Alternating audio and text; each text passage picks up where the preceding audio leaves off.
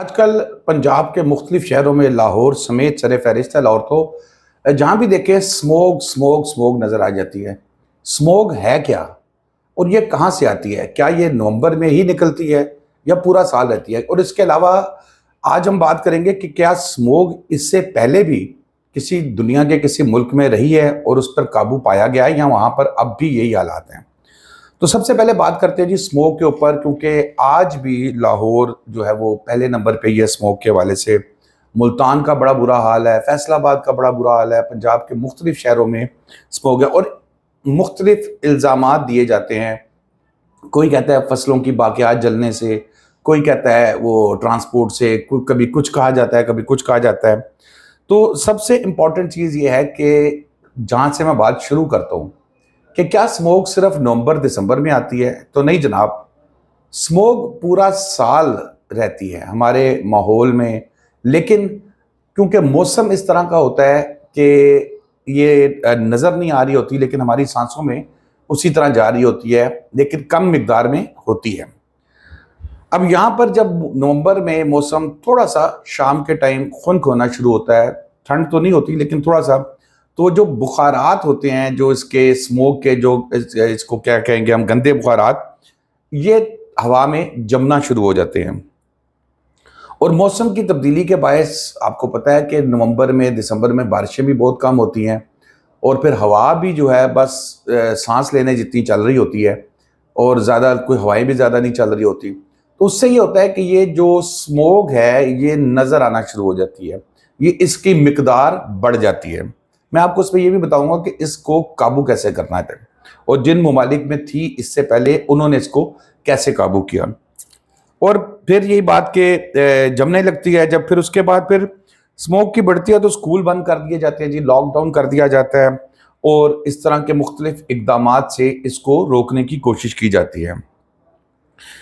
Smoke पैदा करने में जो सबसे बड़ी वजह है, अब आप लोग हैरान होंगे, वो है आपका ट्रांसपोर्ट सिस्टम। जी जनाब, बिल्कुल। क्योंकि इस वक्त लाहौर में भी एक अंदाजे के मुताबिक 60 लाख गाड़ियां रजिस्टर्ड हैं, 60 लाख गाड़ियां रजिस्टर्ड हैं। और यहाँ पर ये जो इसके अलावा फिर जिसमें ट्रांसपोर्ट, बसेस, डीजल सारा होता है, जो तकरीबन एक बड़ा हिस्सा है स्मोक पैदा करने का, बड़ा हिस्सा ये ट्रांसपोर्ट है। और एक रिसर्च के मुताबिक जो सड़कों पर चलने वाली ट्रैफिक है, ये ट्रांसपोर्ट है, ये हैवी स्मोक की वजह बन रही है। दूसरे नंबर पर एक और बात ये आ जाती है तामीराती कामों की। तामीराती काम भी अभी भी मैं देख रहा था लाहौर में, ठोकर के करीब बड़ी स्पीड से वो सड़क बनाने की कोशिश कर रहे हैं, मिट्टी उड़ रही है, सब कुछ हो रहा है। तो फिर दूसरे नंबर पे आ जाता है जी ये सड़क, लेकिन ये बहुत मामूली है। मेन जो है वो आप समझ लें कि आपकी ट्रांसपोर्ट है, जो 60 लाख गाड़ियां इस वक्त लाहौर की सड़कों पर रजिस्टर्ड फिर रही हैं।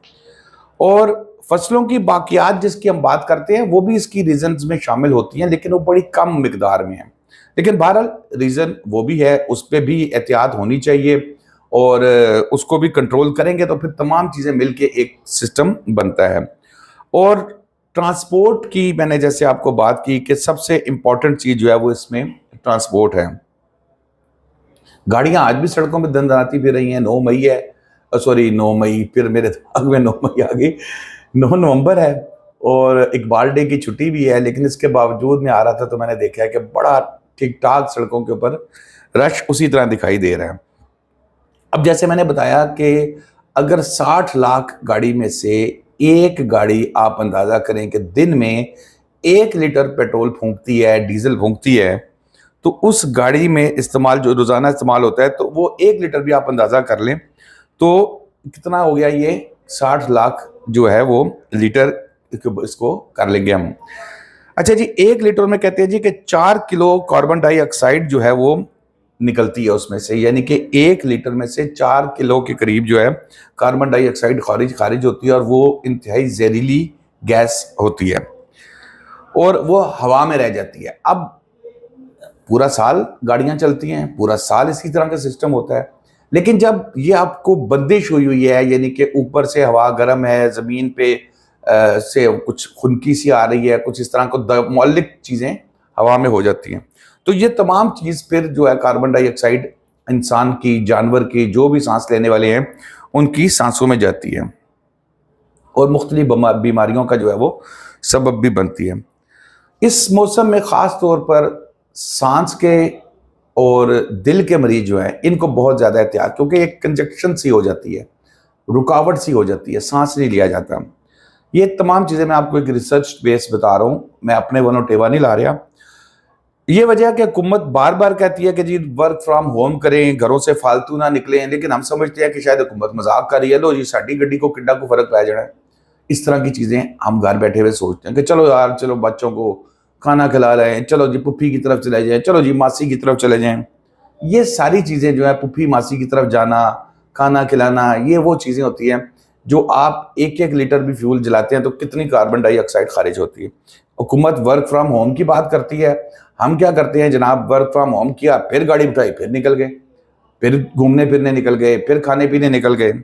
तो मेरे नज़दीक हुकूमत इसमें जितना मर्जी कुछ कर ले, जब तक आम आदमी इसके अंदर कॉपरेट नहीं करेगा, चाहे वो बाइकर है, चाहे गाड़ी वाला है, डीजल वाला है, ट्रक वाला है, जब तक हर एक पाकिस्तानी, हर एक लाहौरिया, मैं खास तौर पे कहूँगा, या मुल्तानी, जब तक वो इसको एक समझ के, टारगेट समझ के इसके ऊपर काम नहीं करेगा, तब तक इस स्मोक पे किसी सूरत काबू नहीं पाया जा सकता। जैसे शाहिद करीम साहब समाअत कर रहे हैं, बड़ा एक्टिवली, वो भी मतलब वो डंडे के जोर पे चीज़ें ठीक करवाने की कोशिश करते हैं कि आप ये भी ठीक करो, वो भी करो। जाहिर है वो भी लाहौर के शहरी हैं ना, जज साहब तो वो बात नहीं है, पहले तो वो लाहौर में पैदा हुए, यहीं पे सांस लेना, यहीं पे उनके बच्चे, फैमिली, हर एक शहरी का यही मामला आता है, तो दर्द होती है।